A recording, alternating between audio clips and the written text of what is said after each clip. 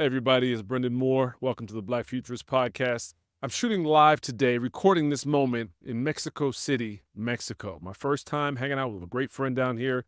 And I just want to talk about the special nature of this episode you're about to see and about to hear. This is the first episode of the Black Futurist that I actually do not appear in. Instead, two incredible educators came on to answer my question. What is the future of education, given the innovations that we're seeing today, like AI, quantum computing, robotics, etc.? How should education change in order to facilitate the country's and our students' ability to thrive in the new environment? So I brought on two guests, Dr. Hannah Oldham and Dr. Nia Abdullah, to answer the only question I ever ask on this show, is when you're wildly successful at what you're doing, in this case, educating the country, how does our world change? Take a listen. And we talk about like having access to 3D printers and things like that. But I think one of the things that we need to make sure that we're doing is like all of those things are great, but it's the soft, non-standard skills that create our future innovators. Right. Making them feel safe to fail. To fail. Absolutely. And knowing that you're not going to innovate unless you fail, and failure should be celebrated. Then really thinking about how can we help teachers really create these open-ended projects where there's no clear right and wrong answer. It's all about the methods. It's all about the innovation. It's all about learning new information and then building off of that information, helping to steer the research or the innovation in a new direction. So it's not just, here's the right answer. You got it wrong and that's the end of the conversation. It's like, no, here's the concept. And let's really critique, is this what our community needs? The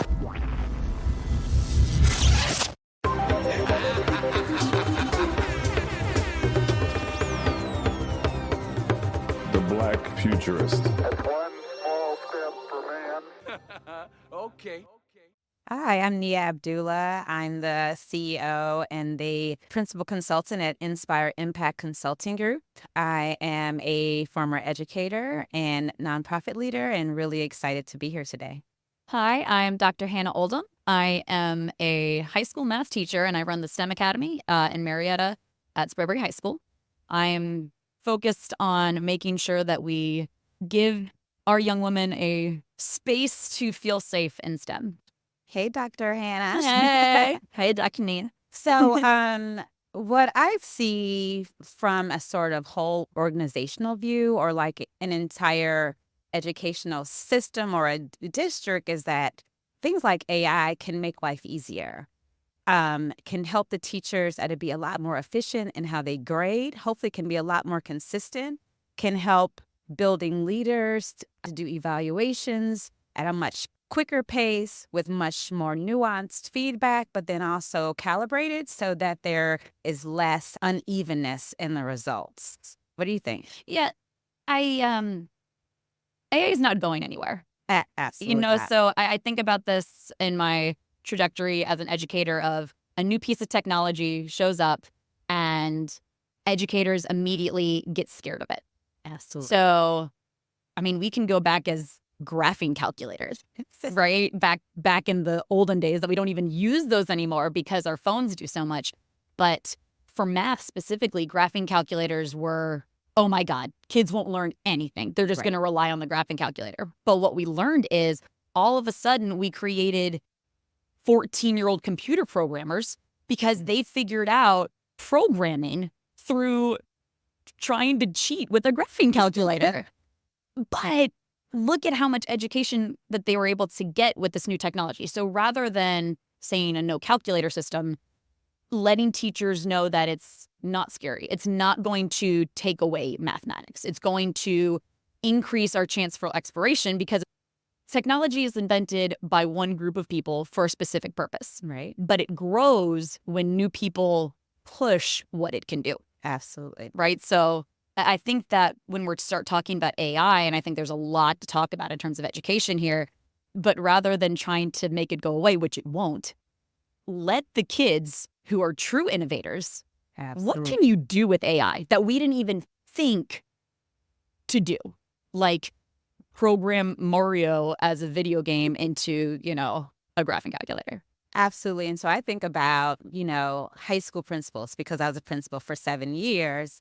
And how do you bring these scary technologies into a building? You need a committee of people like you and some students and some parents, all who are already excited about the technology, who can then explore and pilot and then introduce it to their peers. Because as a former teacher as well, I don't want to hear from anyone except for another math teacher who has already used the technology and can give me all the shortcuts and all the ins and outs of how to use it well and how to really have impact and to engage the young people. It's the same thing as a principal. I want to hear from other principals. I want to know, how are you handling this new technology? How are you handling the ethics of AI in your building? How have you transformed your plagiarism codes and all of those kinds of things so that we can embrace the technology, but also understand its impact and the consequences of using it if we're not really thoughtful about how we introduce it into the classroom and into a school building and a district. I love your comment about being thoughtful about it, because, and also community, right? It's not, with anything in education, it is community involvement. Absolutely. How I come up with, our school policies should be a conversation about, what does our local school district need? What do our kids need? Why aren't we talking to the kids themselves? Like I said, it's not going to go anywhere. And actually, we need to embrace the fact that these students need to explore AI, because they're going to be the ones shaping its use. They're going to be the ones programming it, putting the data in and what it can do. And when you make it seem that it's a bad guy, we're not ever having a chance to look at all the amazing things it can do. But it comes with, a top-down approach. You have to get the teachers comfortable enough to explore with the student. Absolutely. And so how I approach that work all the time is, who's the committee? Because there's always some people in a building, in a district, who are already excited about the new technology. They're on top of it. They're using it in their classroom already. Put them on the committee and have them teach the other teachers and to teach the principal. Here's how I use it. Here's what I've found can hurt the classroom. And here's what has really helped us to really engage in it well and to do new exciting things that we may not have been able to do because of the inefficiencies of older methods. And then really thinking about also, how can we bring the community into the work? Because if you think about educational equity, right? Yeah. With graphing calculators as a prime example. Exactly. So many math students didn't have access. So then they have to do systems of equations by hand all the time. And they can't really do a lot of comparison work in how functions work because they're so busy doing the grueling handwork and they're not able to quickly look and compare. And so it's the same thing with AI. If we have schools that aren't using it at all, they're at a complete disadvantage, especially heading into college when it's all over the college campus. Yeah. So many students are using it. So if I've never used it, I'm really at a disadvantage for editing my papers or for just understanding new emerging information that's out there that I could access. So I want to come back to that point you made about educational equity. yes, Because the graphing calculator's a great point. I make jokes about Texas Instruments. They are still $100. I don't know how they've kept that price point with inflation, but every decade they're the same. But it's $100. Right. And that's not something that everybody can afford. And so we talk about the need for innovation. So what happened when we couldn't afford graphing calculators? Well, then we started making apps that would do the graphing calculator work that were free. Yep. And now we can talk about the idea of how accessible are smartphones, but they're pretty ubiquitous at this point, I think. Not completely, but more students have access to a phone that can download an app than an extra graphing calculator, which they'll lose because it's 3 times the size of their phone. The kids aren't going to lose their phone, right? In their pocket. But that innovation was necessary because how do I compete with other people who have these graphing calculators, like you said, doing it by hand without this? And what's interesting is the most common one is Desmos, the free online graphing calculator. But what the founder has done is something super great. There's so much you could learn about him. He actually partnered with some hard of hearing deaf students because they're like, we can't necessarily see or hear, and some blind students as well. And they figured out how to not only do visuals of the functions and amplitudes of signs, but they found ways to do how it would sound. Oh. And like, just so like, I wouldn't even think to do that, but because they're bringing in people into the conversation, talking about those things. But because they're so committed to making that education free, is that they partnered with so many school districts. So now on state tests, Desmos is embedded as the graphing calculator. Brilliant. So now my students we don't have to check out the one class set of calculators. And it's the software they're familiar with. Brilliant. Because that commitment in it, and that's coming back to your comment about community, that's a high community leader that is so committed to making sure, how do we give this access to everyone? And you can see that top-down accessibility. And we have to do more of that. Mm-hmm. We definitely have to do more of that. I don't have another question at the moment. Good.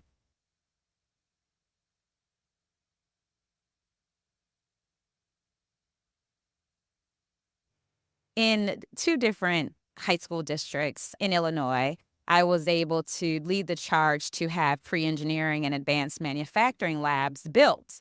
And the idea was, how can we help young people, especially ones who may be tactile learners, kinesthetic learners, et cetera, have access to the most advanced technologies, or maybe not the most advanced because it is a public school, of course, right?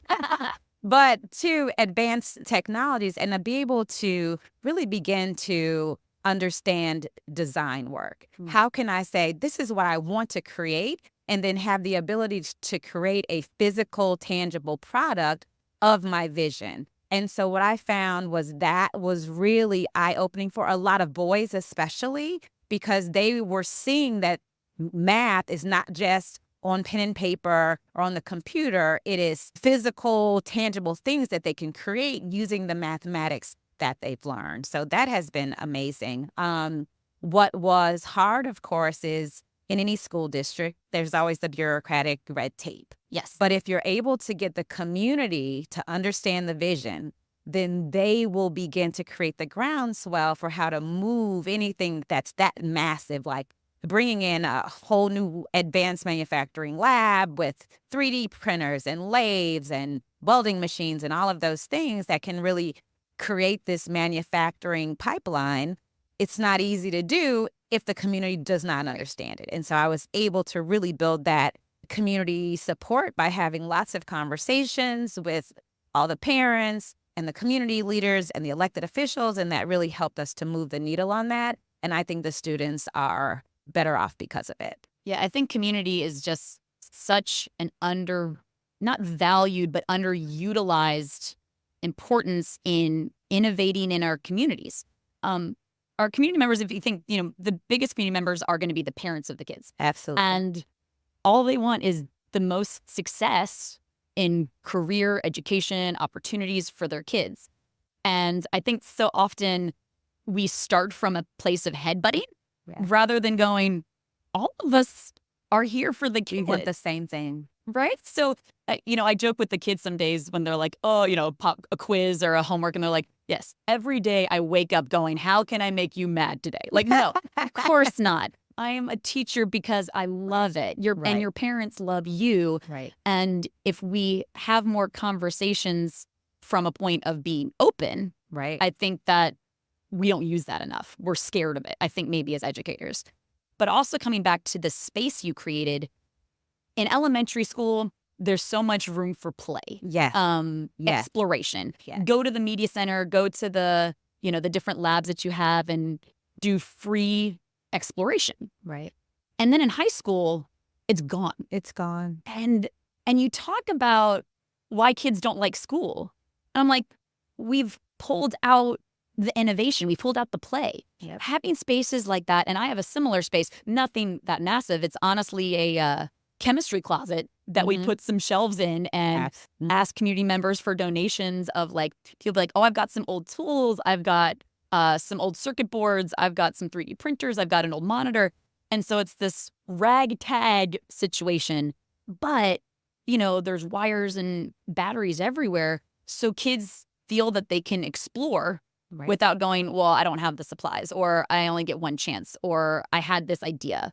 And you also see the kids play and talk to each other, coming back to that math. The 3D printers, the stuff I've seen is incredible. I had an example where the students were trying to 3D print the Master Sword from Zelda. And they had gotten a file and they were adjusting it. And they had to print it in pieces.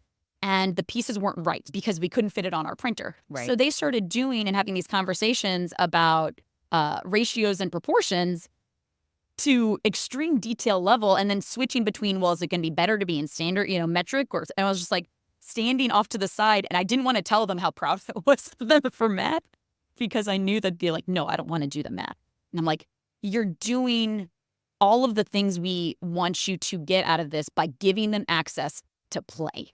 Absolutely. Right. And then also thinking about just real problems. So I had a physics teacher at Bowen High School, Jason Gray.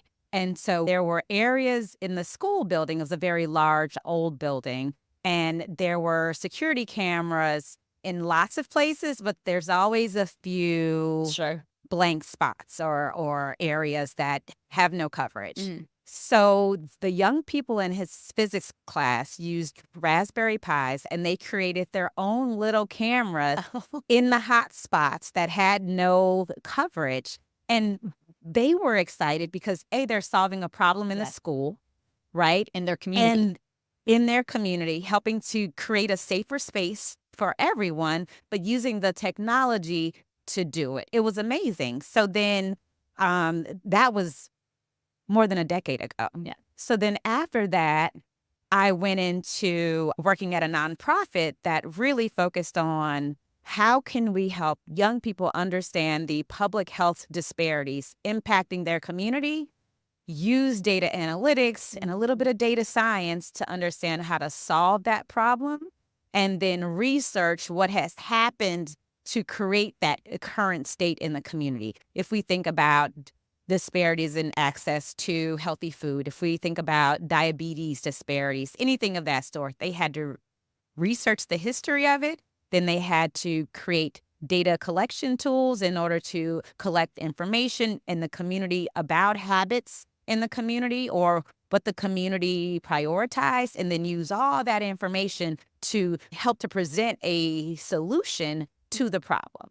What I found in any kind of like real world problem solving, they will do so much more than a typical classroom assignment. Yeah. They will go much deeper. They get a lot more excited, and they're more willing to do the stats and the programming and all the hard stuff that usually is not that exciting because they're trying to solve a problem in their own community.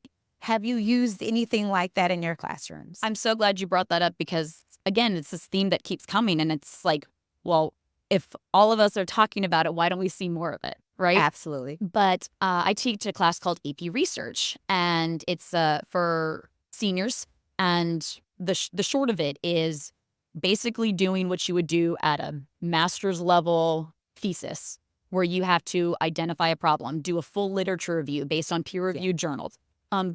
Teaching them the importance, and it's all of these implicit soft skills that no other course has specifically stated. Now, if you get a good teacher in your English class, they'll teach you what an abstract, right? They can teach you what a journal is, but that's not specifically a standard. Right. So when do we teach students what is the difference between a CNN article and a peer-reviewed journal from the APA, right? Absolutely. And so they have to take all of these things. They're learning what it means to be an expert in a field, synthesizing that, finding the missing piece. Okay, well, you said this and you said this, but no one talked about the intersectionality of a young Black woman in that space. Right. So there's my missing piece. How do I research that?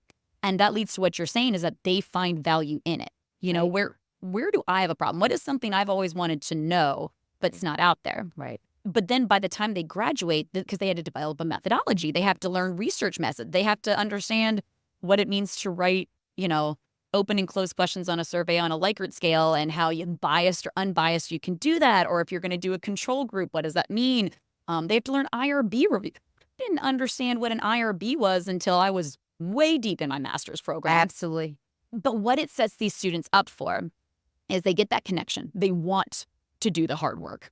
Is that when they enter college as an undergrad, they have the level of expertise about scholarly innovation and research as an 18-year-old. Yep. That they can get on these, the one undergrad on assistant research, the research committees, because they know what to do and they feel safe in that. Because it also forces them that they've been writing and presenting. Right. Is giving them the confidence to be like, yeah, you know what you're talking about. Talk about it. You're an expert now. You have that confidence to be in this space. And then if you add in a little bit of R programming and a little bit of Python, then they're really head and shoulders above anyone who's coming in as a freshman undergrad. Right. And they can really get that research assistantship position that oftentimes is not available until you're in grad school. And oftentimes is not available to minority students who haven't had that exposure. So it can be absolutely life-changing. Right. And those are the things that are not in a curriculum. And we talk about like having access to 3D printers and things like that. But I think one of the things that we need to make sure that we're doing is like all of those things are great, but it's the soft, non-standard skills that create our future innovators. Right. Making them feel safe to fail. I think it's To really fail. Absolutely. And knowing that you're not going to innovate unless you fail, and failure should be celebrated.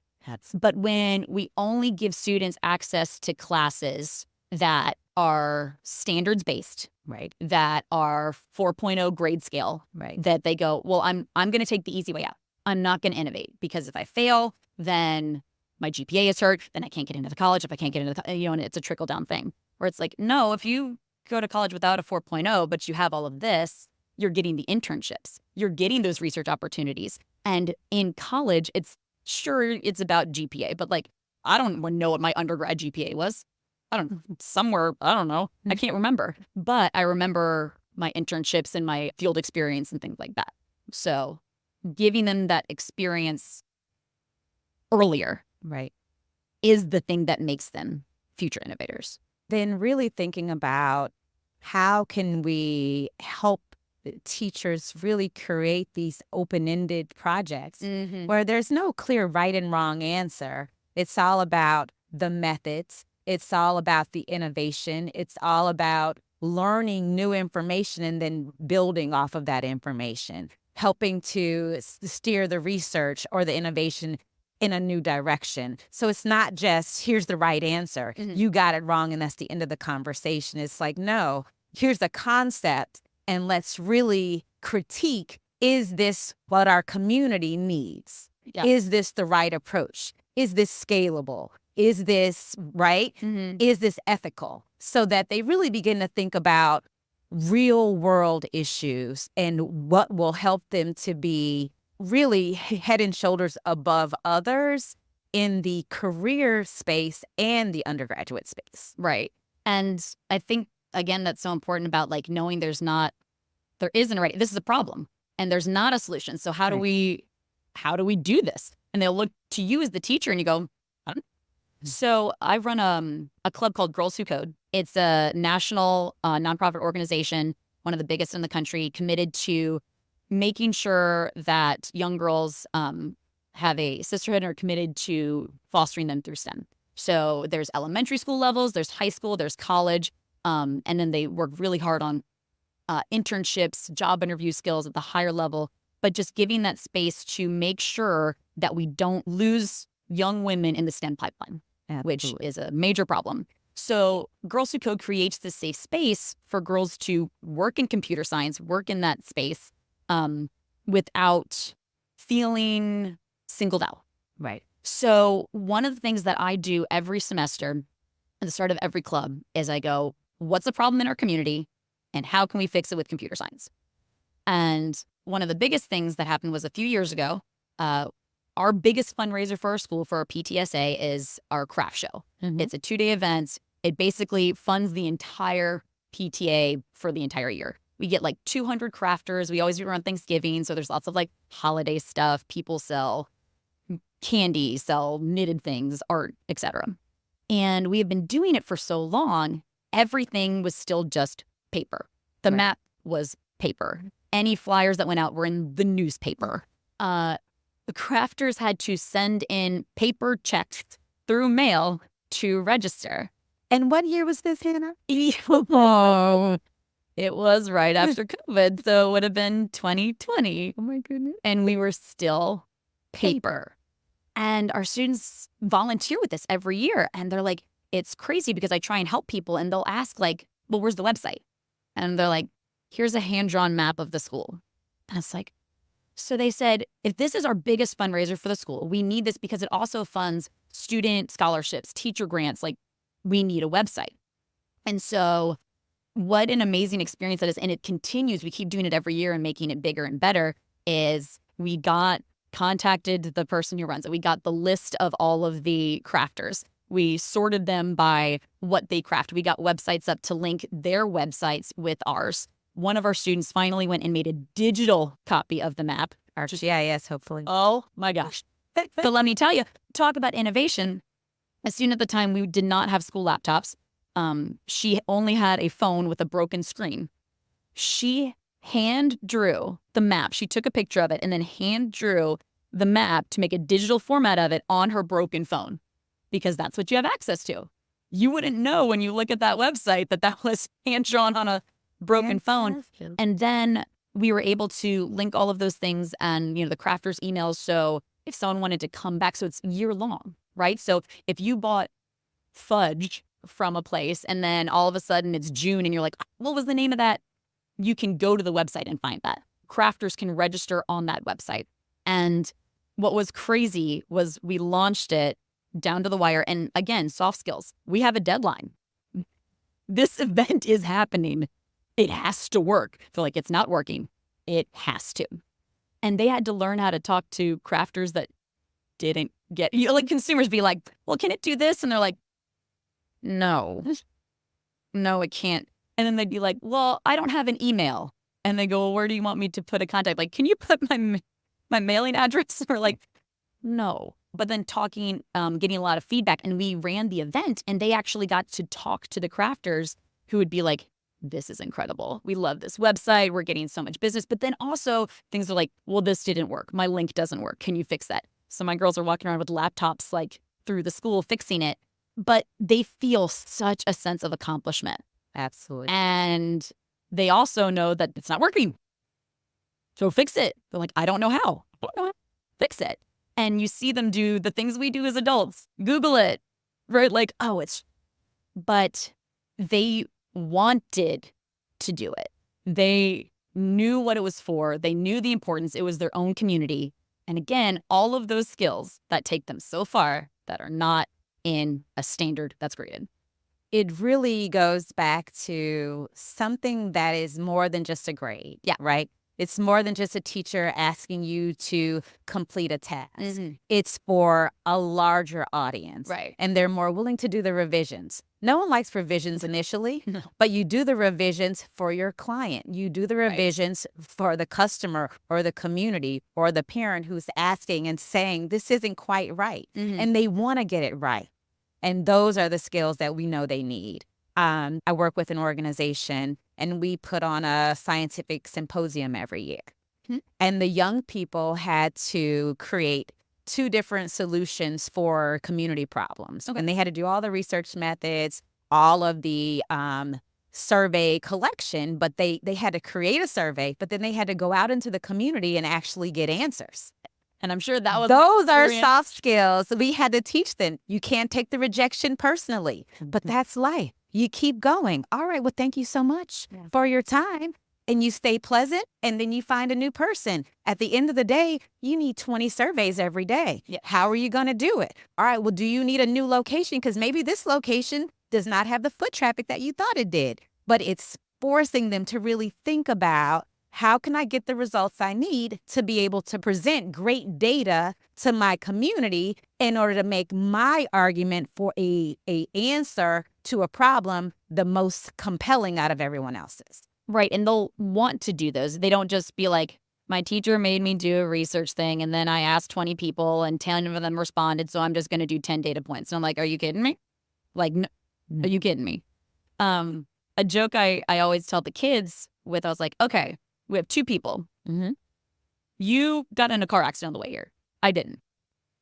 50% of the people on this podcast crashed their cars. 50% of people on any podcast crash course. Okay, so I'm not lying, but my data set's 2. So the math's not wrong, Right. but how are you using it? And I think that especially for our minority communities who have been on the wrong side of data analysis for too long, Right. get a chance to understand and ask those questions, be like, well, what was your sample size? Right? How did you get that? Did you just ask questions? Was it an experiment? Was it double blind? Was it a survey? What survey questions did you ask? Were they open-ended? Were they closed? Because they need that experience. But the value, the same thing with my students, they go out and be like, when I asked them, what their age was, they said 462. It's like, yeah, people are people, and you're gonna have that. So like you said, so how do we fix that? But they want to. Yeah. Because they are invested in the problem. Yes. And then you add in having to present your finding to a broader audience. And then that makes them want to keep practicing their lines, keep looking at their data visuals to make sure everyone in the audience can understand it, making sure that the scale and the axes are right. And so it's those little things that they may not want to do just for the grade. It's like, okay, I'm fine with the B minus, right, Dr. Hannah. I'm okay with it. But if their community is in front of them, if their peers are in front of them and they have a mic in front of their hands, right, or in their hands, they want to make sure it's right. And they want to take the time to really do the extra work and to go even deeper so that they have the most compelling argument. Right. And those are the soft skills that aren't always in the curriculum, like you said. Yeah. And that's why, coming back again to AP research, a lot of schools don't necessarily offer it because it doesn't necessarily give you a college credit because it's a soft skill class. Like, what is that, English 101? No, it's not an English class. Is it a social studies class? Well, it's not a history class. It's not political science. It's not a math class. So colleges don't know how to give kids credit for it. So they don't. And then we're so obsessed with this college credit GPA thing that students go, well, if I'm not going to get college credit for this AP class, I'm not going to take it. Right. And it's like the one chance where there is stuff in standards Right. to teach those soft skills. Right. And it still is not quite being embraced of all of the things it could offer. Right. The biggest way, talking about trust, to make sure that we have people that want to innovate, because they're always going to have those special teachers that are going to want to do it anyway. But how do we get more people to trust us to try the AI, to do things like that? With anything, I think it starts at the school level. How do you get the kids to trust you? How do you get the kids to want to feel safe to fail? Going back to my club that I have, Girls Who Code, is being a woman in STEM, how unsafe I've felt in certain environments. And I think that that's not news, well, at least not to women in the field. But how do we let our students trust us to explain what it means to be a woman in STEM right now, but know that it's okay and you have support? And that's why I think spaces like Girls Who Code is so important, because we lose kids, at my level, the high school level, is that they are afraid to apply to colleges or afraid to even apply to computer science or STEM fields because I'm going to be the only girl. Right. I might be harassed. I don't know how to work in this space. I feel singled out. I don't belong here. I'm not smart enough.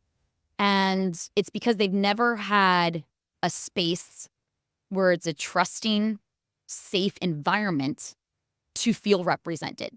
And one of the things that I try and make sure they do is I work with the Loops program. So our high school girls get looped, paired up with a college. And so the college girls can come and talk. And we create these environments where my high school girls feel safe. They Right. trust that space to go, what happens when you're the only girl? Right. Or are you the only girl? And they'll go, yeah. I wish I had, or I knew about, or I was aware of, or I was involved in Girls Who Code when I was in undergrad. So I was an electrical engineering major. I had lots of internships, but I was the only so many times. I was the only woman, the only African-American, the only Abdullah last name. And so there was no one who took me under their wing, There was no one who helped me to see that there was a pathway. There weren't any older women who were in the space either. There weren't any African Americans in the space either.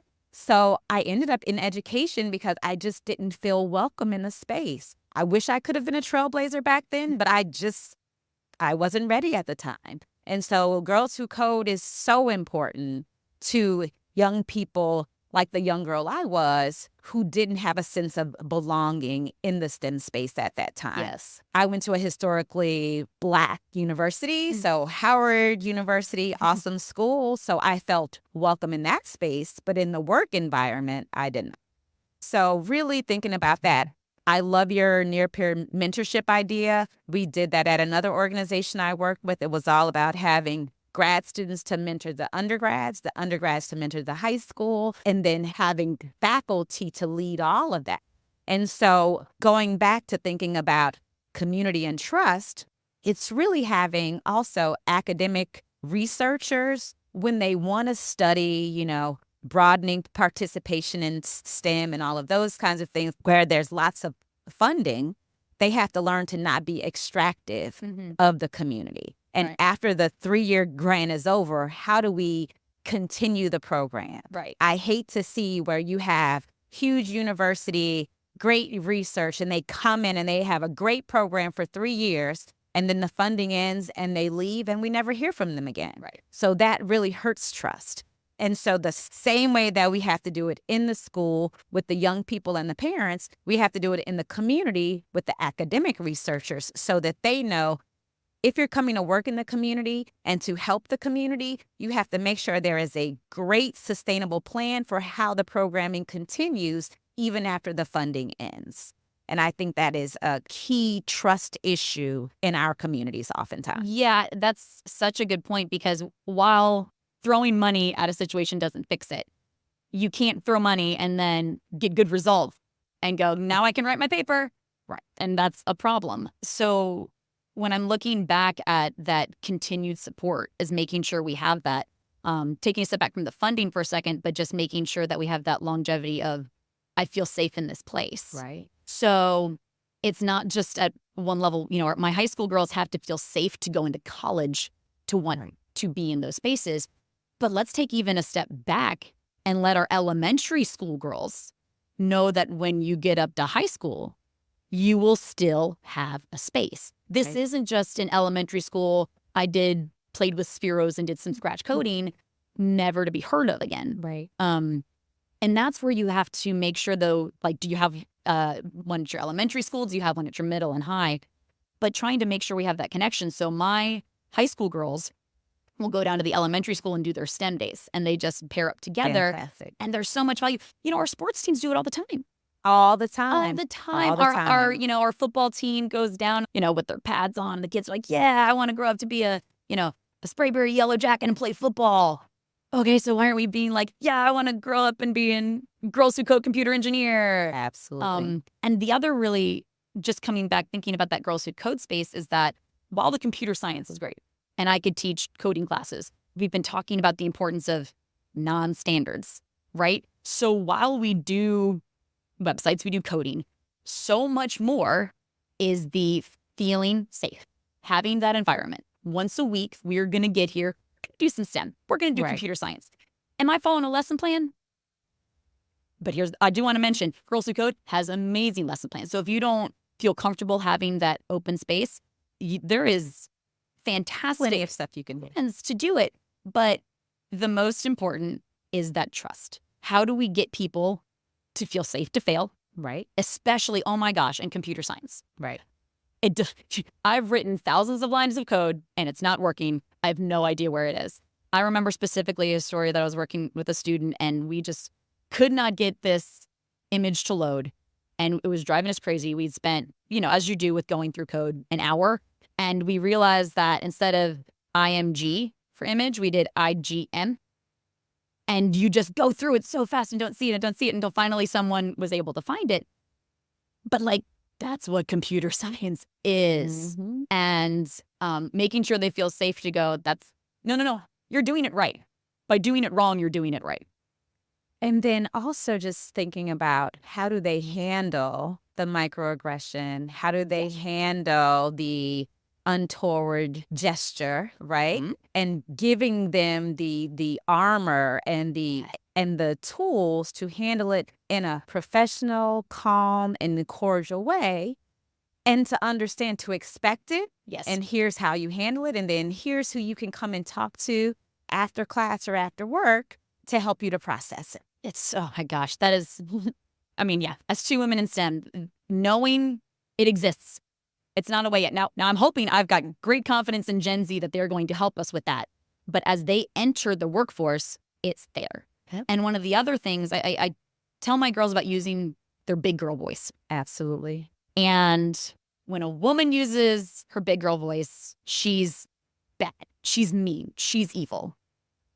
And She's the B word. She's the B word. When a man uses He's a the leader. big voice, he's a leader. He's an alpha. Assertive. He's a, yeah. And I go, know that that's what it is. But know that when you use your big girl voice, you're leaving the ladder down. Yep. And all the other women in that room see you doing it. Yep. And are willing to climb the ladder up with you. Right. And also making sure that our young women feel good to be feminine. Wear the dress. Yep. Put on heels and makeup. You don't have to dress down. You don't have to be masculine in a space just to feel you can fit in. Right. You know, and look, there's plenty of days where I'm not putting on a dress and makeup and doing the whole thing. But you should never feel that you have to lose your femininity just to be in the STEM space. Right. And making them feel safe from an early on, Right. what that feels like, Right. what they're going to experience to prep them so they don't want to leave the field. So they don't get into college and go, I feel unsafe and I don't have someone to talk to. And I don't belong. Yeah. Which is the worst thing. Yes. And to really be able to say, I belong in the space. Mhm. And the reason that I am of value is because I am different. Yeah. Because I am a woman, because I'm feminine. I have a different perspective on the technology that can be useful to the entire team. And that's why we want to include more people who don't just look like the same thing. Yes. We have to have diverse voices at the table. That will make the technology so much better, so much more advanced, useful, user-friendly. When we have more users Mhm. who are different, Yes. using it and giving feedback on it. I want you to imagine the what the education system might be or have to be in the Star Trek, the Next Generation universe, right? Like so far into the future that money is not even a concept anymore. We've entered this utopian, dystopian, reality, and where we live maybe is utopian-ish. Okay, what are the frictions to us getting there, and what are the opportunities that are unlocked on the way there? So in our future innovation, in perfect utopia, we found the panacea. We have fixed education. It's finding that balance between content and exploration. I don't think that we can just let kids explore from early on without any type of structure. Right. There are, and I can have philosophers debate me on this, but some facts are facts. Right. Numbers, 2 + 2 is 4. The mitochondria is the powerhouse of the cell. Right. Right. And so there's certain things, we have history dates. We can argue about what happened in those history, and that's important. But there is a balance between too much content and letting kids explore more on those. I think as adults, it's such an easy thing that we explain to adults when you get excited about something and all of a sudden you're down a YouTube trail and you're following all those things because you wanted to learn about it, but you wouldn't have learned about it unless you had some basis. Right. So if we can find the balance of making sure we've got content enough to drive exploration.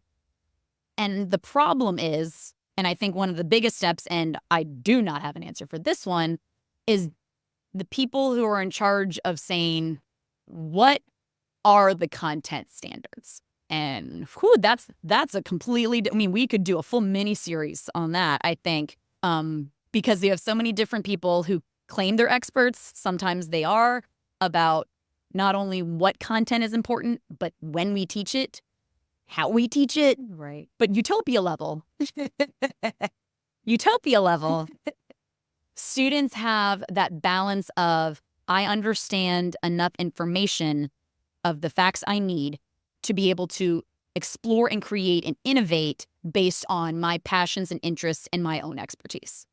So I agree with you 100%. We have to have guidelines. And in an ideal world or in this utopia, we get the young people to work on problems and they can have conversations across the globe and to really, really collaborate in ways that we're not quite seeing on the high school level or the elementary level yet. And so having them to say, well, we're having the same issues in Ghana that we're having in my community. Right. So then how can we have a research group of Ghanaian young people and American young people really tackling a problem together using all the technology that helps them to be able to collaborate and to have asynchronous learning or what have you, so that they're able to tackle, but then also able to just create more understanding What's of that community? different cultures, understanding different communities. So I see the utopia as we're not so separated, right? Neighbors do not have to be next door neighbors. Neighbors can be across the globe because we're able to learn about each other. We're able to get to know each other, even if we're not in each other's physical space. And we're able to teach each other different ways of approaching problems from all these different lenses. Yes. And so that's what's exciting. There's so many ethical challenges in everything having to do with technology, as we know. And so we definitely have to have the guidelines on the how and the what. We have to have great problems that everyone is interested in solving, or not everyone, but a lot of people, so that you have a groundswell of support around, yes, let's tackle this. This is a great topic, and this is how we're able to come together to solve it. Here are the technology or the technological tools that we're able to use and that we're able to learn in the process. And these are all the soft skills we're also able to learn in the process in getting to know these different cultures. So that would be really exciting to me. And I just was reminded when you were talking about that is that the UN has their 17 sustainability goals. Right. And I've done a project with a group called Girls Who Game. And we picked one of the UN sustainability goals that they had to solve using Minecraft. And so they kids had love to Minecraft. create a whole world after doing research, but then create a world that would be a utopia that would solve a specific UN sustainability thing. We have a list of worldwide problems, like you mentioned. But I just love that the thing is like, okay, here's a worldwide problem. How could we solve it? Minecraft, you know? And they have agency, they have fun.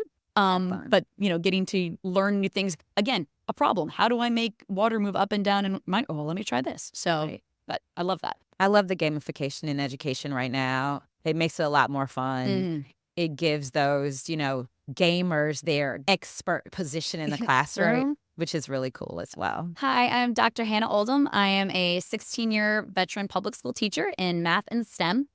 I present nationally across the country talking about finding spaces for young women in STEM through Girls Who Code, Girls Who Game, and other various organizations.